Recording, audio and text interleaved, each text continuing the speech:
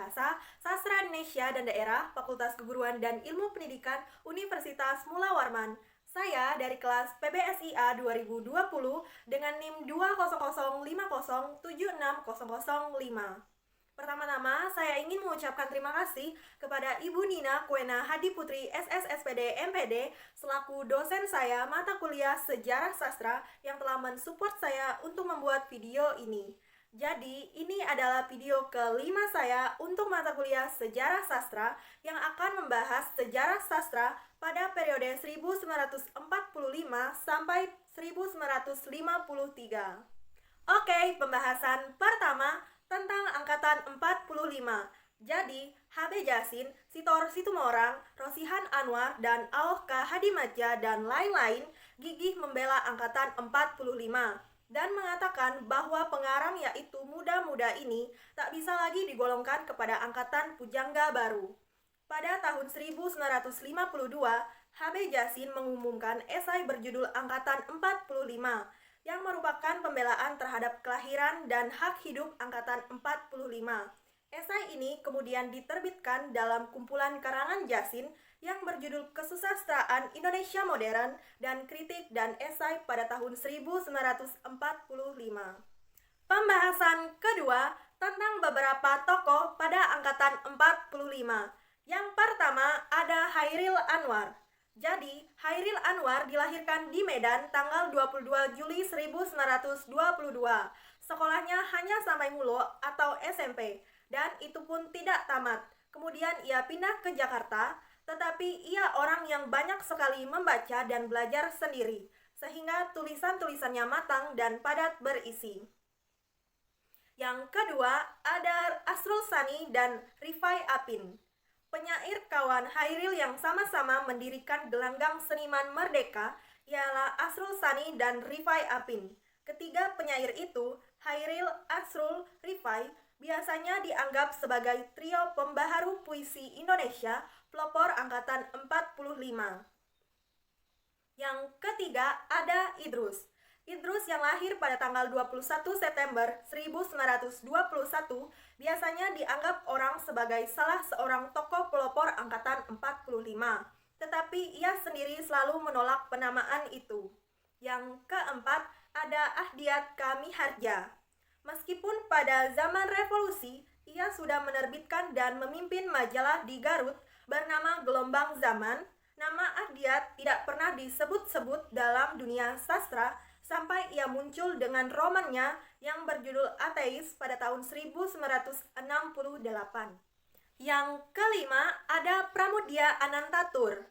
Pramudia Anantatur adalah pengarang yang sudah mulai mengarang sejak zaman Jepang dan pada masa awal revolusi, tetapi baru menarik perhatian dunia sastra Indonesia pada tahun 1949 ketika cerpennya yang berjudul Blora yang ditulisnya dalam penjara diumumkan dan romannya Perburuan pada tahun 1950 mendapat hadiah sayembara mengarang yang diselenggarakan oleh Balai Pustaka.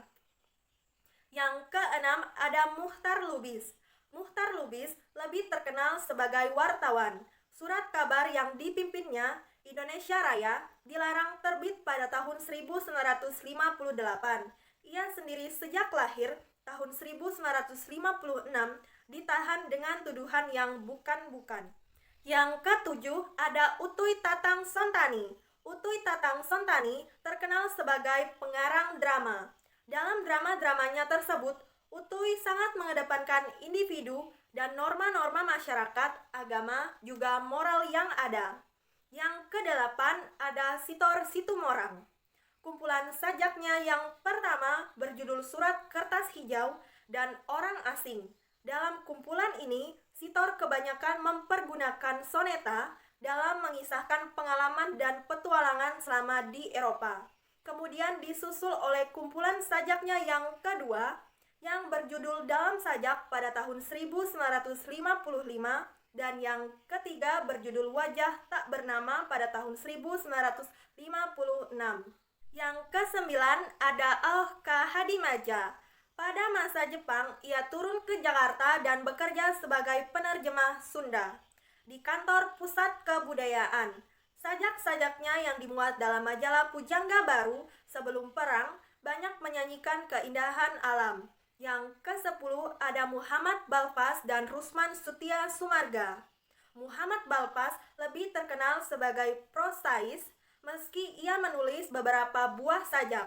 Cerpennya yang berjudul Anak Revolusi menarik perhatian orang dan diumumkan majalah Gema Suasana pada tahun 1948.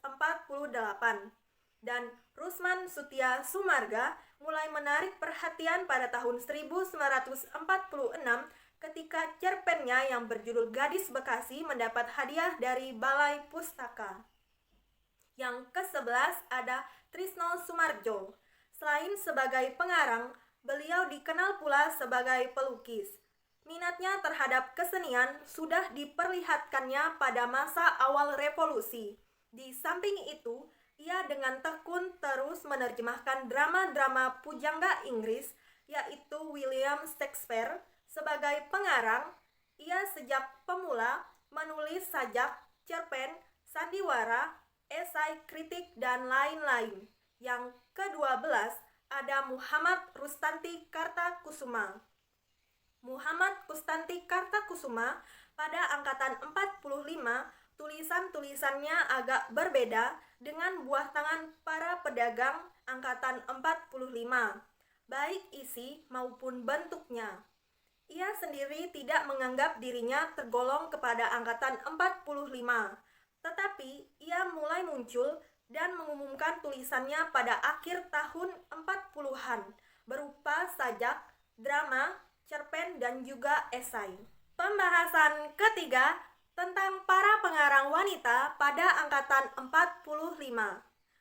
Jadi, para pengarang wanita tidak banyak jumlahnya. Sekitar tahun 50-an, kita hanya mengenal beberapa pengarang wanita seperti Ida Nasution, Walu Jati atau Supangkat, S. Rukiah atau Kertapati, Suwarsi Jojo Postipo, dan ST Nuraini atau Sani. Pembahasan keempat tentang beberapa pengarang-pengarang lainnya. Yang pertama ada P. Sengojo. Ketika menulis esai, ia menggunakan nama samaran yaitu Suripman. P. Sengojo memang dikenal sebagai pengarang yang gemar menggunakan nama samaran. Hasil karya P. Sengojo kebanyakan diterbitkan dalam majalah antara lain Panjaraja, Zenit, Gelanggang, Gajah Mada, Indonesia, Pujangga Baru, dan Harian Mimbar Indonesia. Yang kedua ada Muhammad Ali. Jadi Muhammad Ali mempunyai nama lengkap yaitu Muhammad Ali Maricar. Dia dikenal sebagai pengarang cerita pendek, novel, dan naskah drama. Ia juga menulis sajak, esai, dan juga terjemahan. Yang ketiga ada Dodong Jiwa Praja. Jadi, Dodong Jiwa Praja mulai menulis puisi sejak tahun 1948. Puisi yang ditulisnya tahun 1948 sampai 1972 dipublikasikan dalam berbagai majalah di Indonesia. Antara lain dalam Mimbar Indonesia, Gema Suasana, Gelanggang, Siasat, dan Budaya Jaya. Sedangkan puisinya yang mutakhir tahun 1973 sampai 1994 dimuat dalam majalah Budaya Jaya. Yang keempat ada Harjadi S. Hartowardojo. Harjadi S. Hartowardojo, sastrawan Indonesia, terkenal karena novelnya yang berjudul Orang Buangan. Nama lengkapnya yaitu Harjadi Sulaiman Hartowardojo. Dia lahir tanggal 18 Maret tahun 1930 di Desa Ngangkruk Kidul, Prambanan, Klaten, Jawa Tengah dengan nama Haryadi Sulaiman. Sehingga dapat diambil kesimpulan sejarah sastra pada periode 1945 sampai 1953 merupakan awal perkembangan sastra lama menjadi sastra baru. Selain menjadi awal perkembangan sebuah sastra, pada periode 1945 sampai 1953, sastra Indonesia mulai memunculkan beberapa tokoh sastrawan yang memiliki karya sastra yang begitu memukau dan menggemparkan sastrawan Indonesia pada saat tersebut. Karena sastrawan dan lebih ekspresif pasca kemerdekaan. Jadi, sekian video kelima saya untuk mata kuliah Sejarah Sastra yang membahas sejarah sastra pada periode 1945 sampai 1953. Oke, see you on the next video guys. Bye-bye.